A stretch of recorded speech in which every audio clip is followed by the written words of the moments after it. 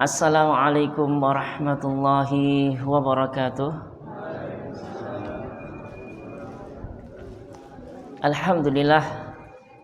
Alhamdulillahi rabbil alamin. Wabihi nasta'inu ala umurid dunya waddin. Wassalatu wassalamu ala asyrafil anbiya'i wal mursalin Sayyidina wa maulana Muhammadin wa ala alihi wa ashabihi ajma'in, amma ba'd. Allahumma inna nas'aluka ilman nafi'a wa rizqan tayyiba wa amalan mutaqabbala. Ya Allah, kami mohon kepadamu ilmu yang bermanfaat, rizki yang baik, dan amal ibadah yang diterima. Amin, Allahumma amin. Ma'asyiral muslimin wal muslimat, bapak-bapak, ibu-ibu, rahimani wa rahimakumullah. Alhamdulillah, puji syukur senantiasa kita haturkan pada Allah Azza wa Jalla atas limpahan nikmat karunia yang begitu banyak yang kita rasakan sampai saat ini, baik berupa nikmat iman dan Islam, dua nikmat terbesar yang Allah karuniakan pada kita sampai detik ini, ataupun nikmat-nikmat Allah yang lain, nikmat sehat, nikmat diberikan waktu pagi untuk bekerja, sore hari untuk bersama keluarga, dan di penghujung malam untuk beristirahat. Alhamdulillah, semoga nikmat-nikmat ini terjaga, terus bisa kita gunakan untuk beribadah kepada Allah Azza wa Jalla. Kemudian salawat dan salam semoga tetap tercurahkan kepada junjungan Nabi kita, Nabi besar Muhammad sallallahu alaihi wasallam, dan juga salawat ini tertuju kepada keluarga beliau tentunya, para sahabat juga, dan serta orang-orang yang meniti jalan mereka dengan baik sampai hari kiamat kelak. Ma'asyiral muslimin wal muslimat, bapak-bapak, ibu-ibu, rahimani wa rahmakumullah. Mungkin ini pertemuan kedua kita di dalam membahas hukum-hukum seputar puasa. Di pertemuan yang lalu sudah dibahas tentang definisi puasa, rukun berpuasa, pembatal-pembatal berpuasa, dan juga orang-orang yang diberikan udzur untuk tidak berpuasa, dan juga beberapa konsekuensi kalau tidak berpuasa di bulan Ramadan. Apakah membayar fidyah ataupun mengqadha, mengganti puasa di hari yang lainnya.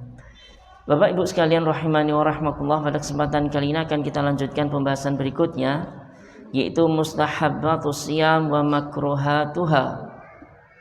Hal-hal yang disunahkan di dalam berpuasa dan juga hal-hal yang dimakruhkan. Bapak Ibu rahimani wa rahimakumullah, puasa di bulan Ramadan nanti, yang insyaallah beberapa hari berikutnya akan kita jalani insyaallah ta'ala, kita terus berdoa kepada Allah, semoga Allah memberikan kita kesempatan untuk bisa bertemu di bulan Ramadan tahun ini dalam keadaan sehat walafiat. Amin. Puasa yang kita lakukan di pagi hari, Bapak Ibu sekalian, di bulan Ramadan nanti, itu pahalanya tidak ada bandingannya, sangat besar. Bahkan Allah berjanji di hadits qudsinya, puasa itu untukku dan aku yang akan membalasnya. Jadi lipatan pahala puasa ini nggak ada yang tahu. Tidak seperti bersedekah yang lipatannya bisa 10-700 kali. Puasa nggak ada.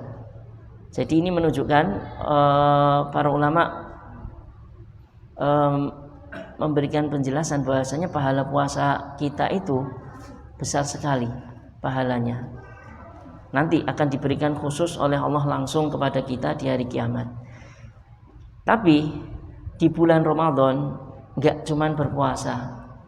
Itu kesempatan kita untuk melakukan beberapa hal-hal yang mengiringi puasa, hal-hal yang disunahkan. Kalau ini dilakukan, pahala kita akan tambah banyak lagi, bisa maksimal kita meraup pahala di bulan yang penuh berkah ini.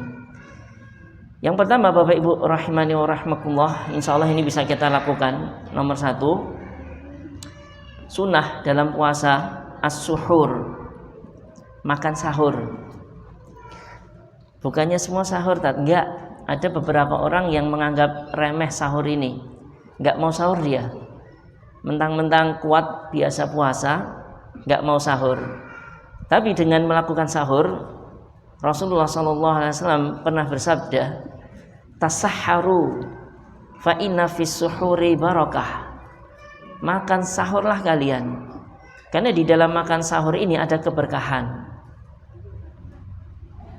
Dan makan sahur nggak mesti harus banyak, nggak mesti harus sedikit, nggak juga harus nasi. Kalau misalkan sahur, satu waktu kita sahur kok lagi males makan, bisa teranggap sahur dengan cukup minum air. Jadi lagi males ini, mungkin semalam makannya mepet, habis taraweh makan lagi, akhirnya bangun sahur masih kenyang. Ini kalau nekat makan malah nggak nafsu, tetap bisa dapat pahala sahur keberkahan ini dengan minum air. Jadi jangan tinggalkan. Kemudian waktu sahur min muntasafil laili ila tulu'il fajri. Kapan waktu sahur itu? Dari sejak pertengahan malam sampai fajar, sampai subuh. Itulah waktu sahur. Jadi kalau pertengahan malam misalkan jam 11:30 ya, misalkan itu tengah malam, maka sahur itu jam 1, jam 2, jam 3, jam 4 itu boleh. Ini waktu untuk sahur. Ini waktu untuk makan sahur. Ini yang pertama, makan sahur. Yang kedua, takhirus suhur, mengakhirkan sahur. Jadi waktu sahur tadi longgar ya, jam 12, jam 1, jam 2, jam 3. Cuman kalau mau dapat afdolnya lagi, diakhirkan sahur itu menjelang fajar, menjelang subuh. Berapa jaraknya? Zaid bin Sabit radhiyallahu anhu pernah mengatakan, tasahharna ma'a Rasulillah sallallahu alaihi wasallam. Kami makan sahur bersama Rasulullah. Masya Allah. Zaid ini pernah mengalami masa ikut makan sahur, diajak Rasulullah di rumah beliau. Summa qumna ila shalah. Kemudian kami berdiri untuk melakukan sholat subuh. Jadi sahur bareng Nabi, setelah itu sholat subuh. Ditanya, kam kana qadru ma bainahuma, berapa jarak antara makan sahur Nabi dengan adzan subuh sholat ini? Qala khamsina ayat. Beliau berkata 50 ayat. Jadi seorang membaca 50 ayat, itulah waktu yang pas untuk makan sahur. 50 ayat ini Bapak Ibu sekalian, kalau dibaca dengan ayat yang enggak terlalu panjang, enggak terlalu pendek ya, sedengan, wallahu ta'ala alam, mungkin sekitar 20 menitan. 50 ayat ini 20 menitan. Jadi nanti kalau adzan subuh di sini nanti 4.20, jam 4 inilah sahur yang paling utama diakhirkan. Tapi persiapannya boleh sebelumnya nggih. Jam 3:30 bangun, ngangeti nget-ngetan jangan ndek wingi. Atau jangan yang sayur yang kemarin sudah habis, masak Indomie misalkan. Atau kalau enggak, cari di beberapa ibu-ibu yang jualan di sekitaran rumah itu, cari 3:30 dulu, cari, disiapkan dulu, jangan dimakan, nunggu jam 4 silahkan baru disantap sahur itu untuk mendapat keberkahan mengakhirkan makan sahur. Wallahu ta'ala alam. Ini yang kedua. Yang ketiga kaitannya dengan berbuka. Insyaallah ini juga mudah ya. Takjilul fitri, menyegerakan berbuka. Ketika waktu berbuka sudah tiba yang ditandai dengan adzan maghrib, maka segera batalin, segera batalkan, jangan ditunda-tunda. Mungkin seseorang agak kuat ya, sudah adzan masih belum lapar, dia berangkat ke masjid terlebih dahulu sholat maghrib, batalinya setelah pulang dari masjid. Ini kurang tepat. Kalau mau dapat pahala sunnah di dalam berbuka, disegerakan berbuka, disegerakan berbuka. Rasulullah SAW bersabda, la yazalun nasu bi khairin ma ajjalul fitra. Senantiasa manusia itu mendapatkan kebaikan selama mereka itu menyegerakan berbuka. Segera saja. Allahu Akbar langsung menu berbuka yang sudah disiapkan tadi dimakan. Kemudian lanjutan yang keempat, al-iftaru, sunnah berikutnya, al-iftaru ala rutabatin, berbuka dengan rutab. Rutab itu kurma muda, kurma setengah matang, yang biasa warnanya itu merah, kuning, kalau enggak hijau, rasanya agak sepet. Kalau ada silahkan dicari, insya Allah ada di toko-toko itu. Kalau tidak ada kurma muda, rutab, maka beralih ke kurma yang matang, yang warnanya coklat atau hitam. Kalau ada. Kalau enggak ada, maka jur'atin min ma', boleh minum beberapa teguk air putih ya, air putih. Dari mana urutan menu berbuka ini? Dari kebiasaan Nabi SAW dalam membatalkan puasa. Anas bin Malik radhiyallahu anhu menceritakan, dahulu Rasulullah itu ketika berbuka dengan rutab, kurma muda, sebelum sholat. Kalau rutab tidak ada, beliau berbuka dengan tamar, kurma matang. Kalau tidak ada, beliau berbuka dengan beberapa teguk air. Silahkan, ini bukan larangan mengkonsumsi macam-macam menu berbuka, nggih, silahkan. Tapi kalau mau dapat pahala sunnah dengan menjalankan kebiasaan Nabi, silahkan disiapkan beberapa kurma di depannya. Jadi ketika adzan berkumandang, langsung kurmanya dikonsumsi terlebih dahulu. Minum air, baru setelah itu silakan menu-menu yang lain di setelah itu. Mungkin ada yang beli es cendol, gorengan, buah-buahan, cilok, rokok. Kok rokok ya? Enggak sih ya. Ibu-ibu enggak ya. Bapak-bapak biasanya bukanya ini dengan rokok ini. Seharian enggak ngerokok, wah adzan langsung pas. Pripun Bu? Leres nggih?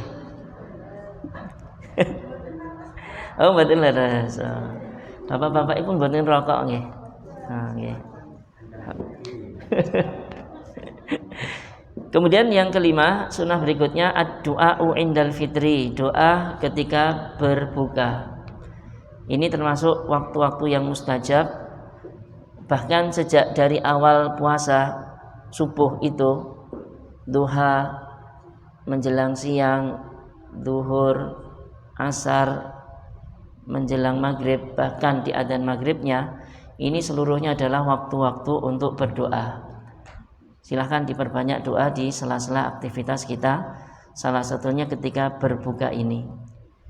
Yang keenam, ini banyak sekali ya ibadah-ibadah sunnah yang bisa dikerjakan semampunya, Bu. Di sini tertulis al-iktsaru minas shadaqah, memperbanyak sedekah. Di bulan Ramadan, baik pagi, siang, sore, malamnya silahkan. Kalau biasanya nyemplungi kotak masjid sehari sekali, ya nanti sehari 3 kali. Kalau biasanya nyemplunginya kotak masjid 500, nanti jadi 5.000 dan seterusnya. Intinya diperbanyak. Watilawatil Quran, dan juga memperbanyak membaca Quran.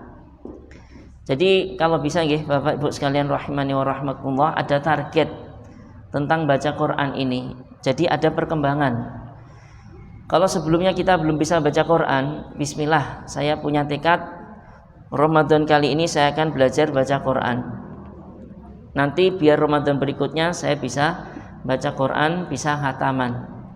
Nanti kalau sudah lancar membaca Quran, bisa mengkhatamkan 1 juz. Sebelumnya belum bisa, jadi ada target.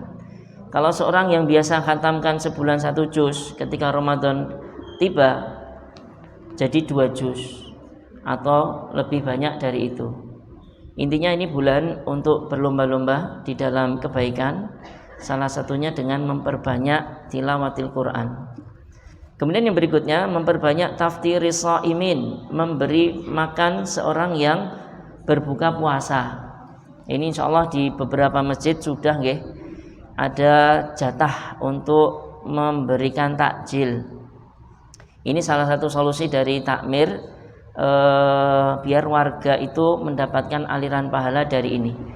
Pahala seorang yang memberikan berbuka puasa, Bapak Ibu sekalian, dikatakan di sebuah hadis yang secara maknanya, barang siapa yang memberi makan seorang berbuka, maka dia akan mendapatkan pahala orang yang berbuka tadi tanpa mengurangi pahala dia sedikit pun. Padahal pahala puasa dia sudah ada. Dia puasa. Kemudian dia undang beberapa orang ke rumahnya atau dia kirim makanan ke tetangganya 5 orang. Ini pahala 5 orang yang berpuasa ini jadi ke dia.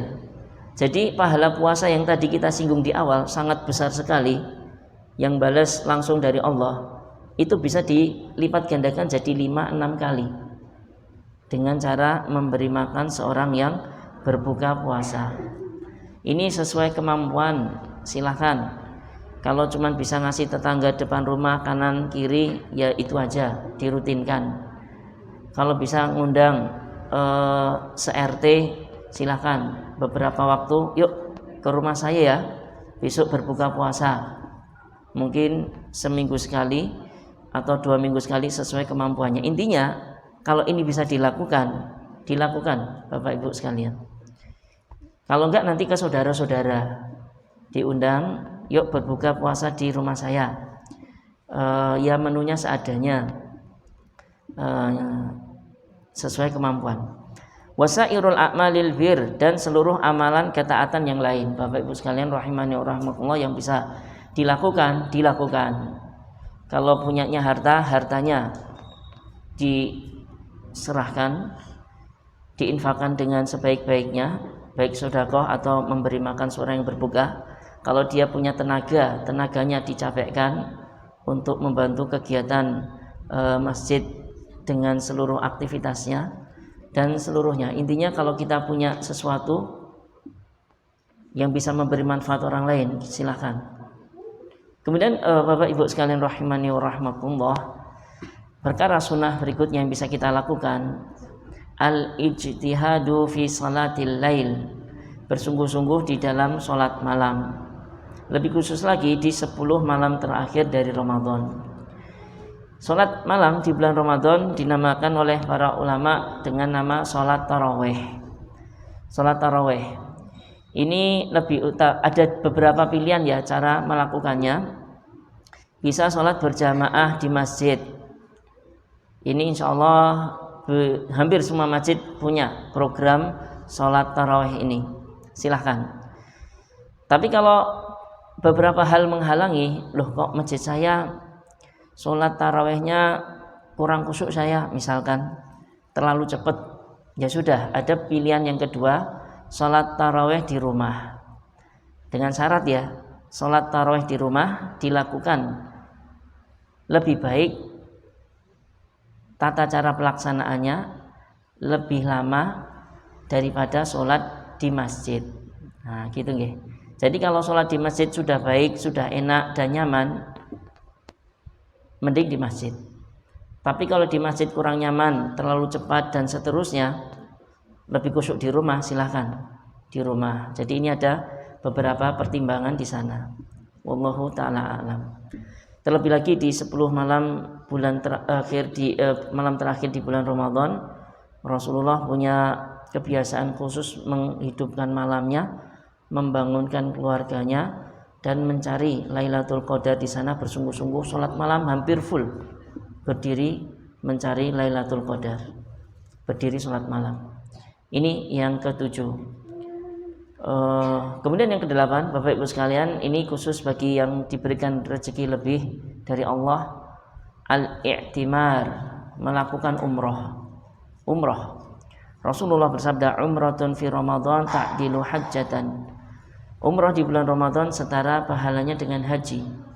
Padahal kita tahu pahala haji yang mabrur tidak ada balasan dari Allah kecuali surga. Umroh di bulan Ramadan setara pahalanya dengan haji. Ini tentu jadi Masya Allah ya, target kita kalau kita diberikan kemudahan oleh Allah dari segi harta, jangan ditumpuk-tumpuk. Mau buat beli apa? Rumah sudah ada, kendaraan sudah punya, anak-anak sudah pada bekerja dan menikah semua dengan baik, punya pekerjaan.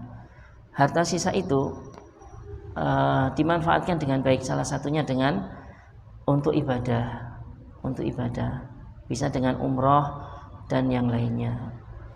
Kemudian yang ke-9, ini mungkin jarang dilakukan ya, tapi kalau nanti ada kasus seperti ini bisa dipraktekkan, yaitu seorang mengucapkan ini shaim, sesungguhnya aku berpuasa, kepada orang yang mengajak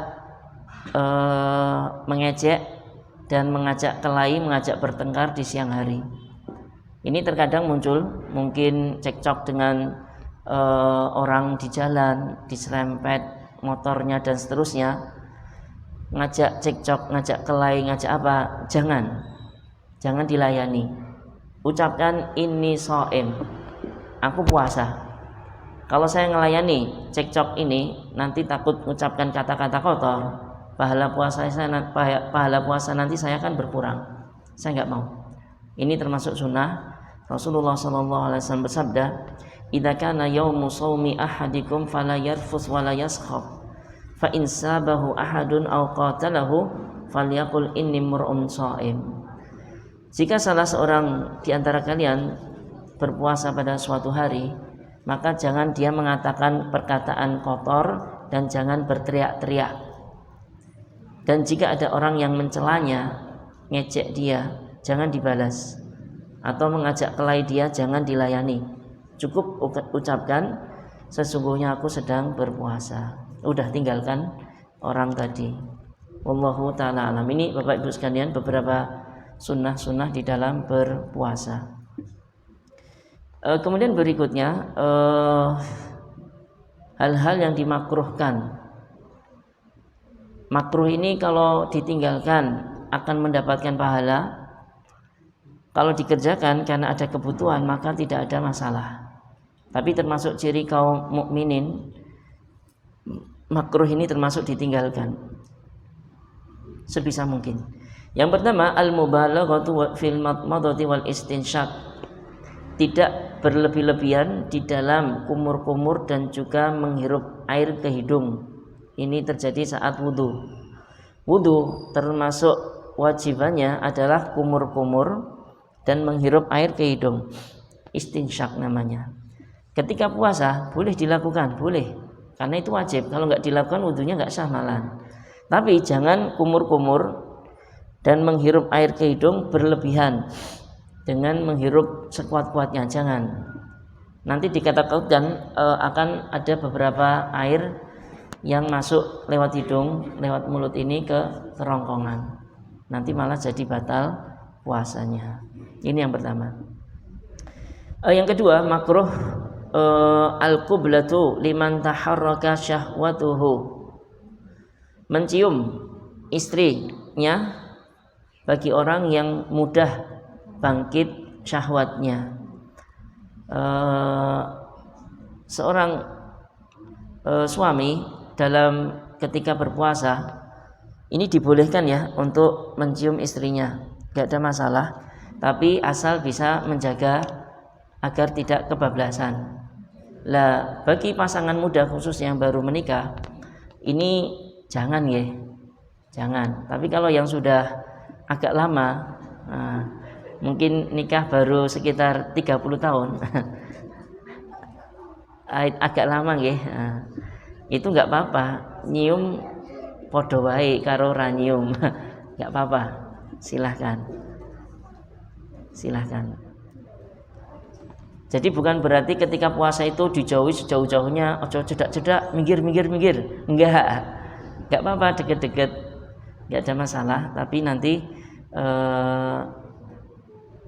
jangan sampai terlalu dekat, nanti takutnya melakukan pembatal yang kemarin kita bahas. Kemudian ketiga, makruh hukumnya bal'u nakhamah, menelan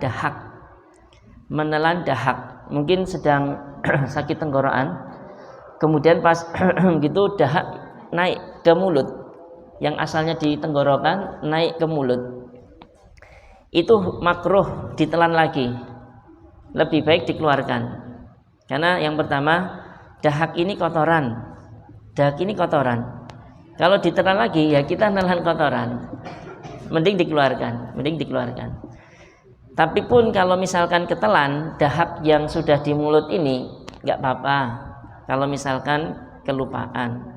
Tapi hukumnya makruh ya, lebih baik ditinggalkan.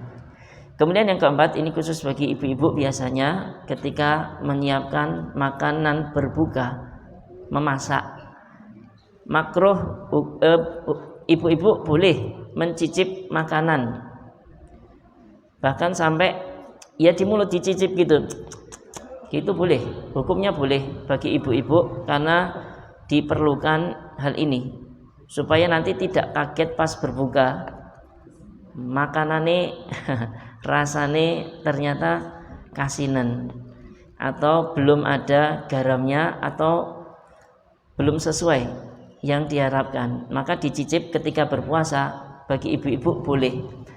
Makruh hukumnya bagi bapak-bapak, dzauqu ta'am li ghairil hajah, makruh hukumnya mencicip makanan jika tidak ada kebutuhan. Ini khususnya bagi bapak-bapak ya, nyicip makanan ngapain? Nah, bapak-bapak itu ya hanya menyimak saja ya. Ibu-ibu memasak, kalau nyicip itu biar ibu-ibu saja. Bapak-bapak dimakruhkan untuk mencicip makanan. Tapi bagi ibu-ibu dibolehkan untuk mencicip makanan setelah selesai kumur-kumur. Makanannya jangan ditelan. Ini Bapak Ibu sekalian rahimani wa rahimakumullah, tentang masalah hal-hal yang dimakruhkan. Kemudian sedikit kita tambahkan, mungkin pernah kita kalau tadi sudah dibahas ya, hal-hal yang disunahkan dilakukan dapat pahala, ditinggalkan tidak masalah. Hal-hal yang dimakruhkan, kemudian kita lengkapi hal-hal yang dibolehkan. Mungkin dahulu pernah kita dengar atau di mana nggak boleh ini. Apakah itu benar atau tidak? Maka ada beberapa hal yang Bapak Ibu sekalian ketika berpuasa ini tetap boleh dilakukan, alias puasanya tidak batal. Yang pertama, masuk fajar dalam keadaan junub. Saya ulangi, masuk fajar dalam keadaan junub. Mungkin semalam dia berhubungan dengan istrinya, belum sempat mandi. Kemudian bangun jam 4, adzan kurang 10 menit. Nah ini apakah dia mandi atau makan sahur? Maka jawabannya makan sahur dulu, karena waktunya terbatas. Nanti kalau mandi malah nggak bisa makan sahur. Nah, kemudian kok makan sahur selesai adzan subuh padahal ini dalam keadaan junub, maka hal itu boleh. Nah, pembahasan yang pertama, boleh seorang masuk fajar dalam keadaan junub. Ini dalam satu riwayat Nabi SAW diceritakan oleh Aisyah istri beliau dan Ummu Salamah istri beliau juga mengatakan Nabi pernah menemui waktu fajar itu dalam keadaan junub karena semalam berkumpul dengan istrinya. Kemudian beliau mandi, tetap berpuasa. Jadi ini menunjukkan hal ini boleh. Ini yang pertama. Yang kedua, boleh bersiwak ketika berpuasa. Siwak nggih. Siwak niku pakai kayu kayu siwak. Bagi yang belum pernah lihat kayu siwak, silahkan nanti cari di toko-toko kurma itu atau toko-toko herbal ya, atau oleh-oleh haji. Di situ ada kayu siwak. Kayu ini untuk gosok gigi. Untuk gosok gigi. Boleh dipakai untuk gosok gigi ketika berpuasa di pagi, sore, siang, sorenya. Adapun kalau gosok gigi dengan sikat dan odol, maka ini odolnya ya yang bermasalah ya. Jangan pakai odol, pakai sikatnya saja.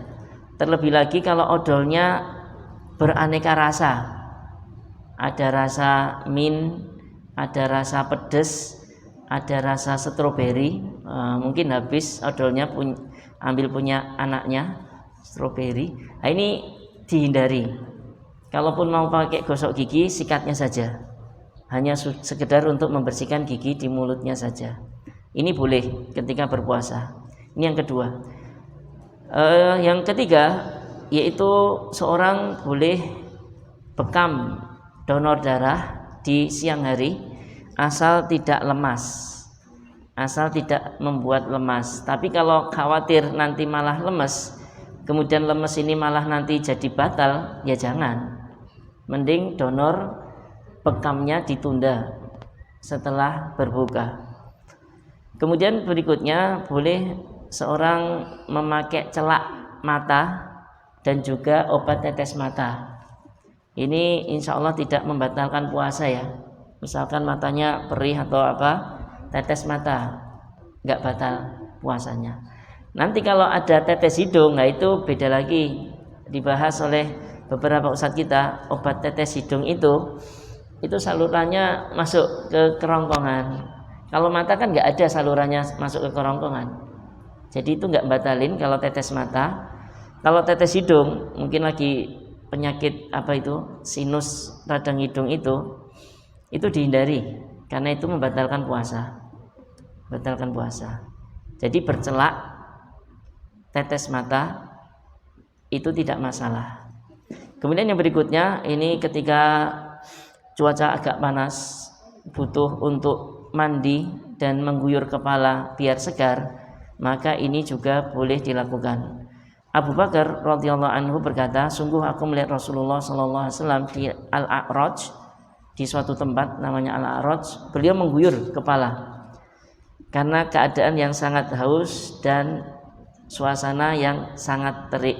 Beliau saat itu sedang berpuasa, jadi panas kok terasa haus, solusinya guyur kepalanya. Nabi di riwayat Abu Dawud tadi dari Abu Bakar As-Siddiq mengatakan Nabi melakukan hal itu. Jadi itu boleh. Jadi kalau tadi kepala, maka mengguyur seluruh tubuh mandi juga nggak ada masalah. Wallahu ta'ala alam. Mungkin ini yang bisa kita sampaikan Bapak Ibu sekalian, rahimani wa rahmatullah. Ya, dengan harapannya dengan mengetahui beberapa hukum tentang berpuasa ini sebagai persiapan kita untuk menyambut bulan Ramadan nanti dengan sesiap-siapnya. Jadi kalau bertemu masalah apa